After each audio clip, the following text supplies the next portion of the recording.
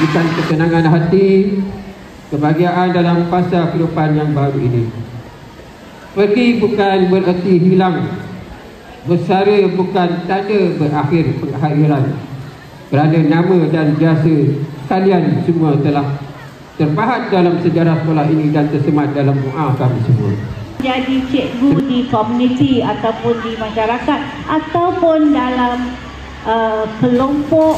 Untuk anak-anak yang cikgu sayangi daripada tahun 1 sehingga tingkatan 5, tanamkan rasa taat kepada kedua ibu bapa. Kejar cemerlang, bukan kejar kejayaan sahaja, malah kejar cemerlang dalam hidup awak. Ketahuilah bahawa setiap nasihat, teguran, kadang-kadang suara yang sedikit tegas yang lahir daripada kasih seorang guru.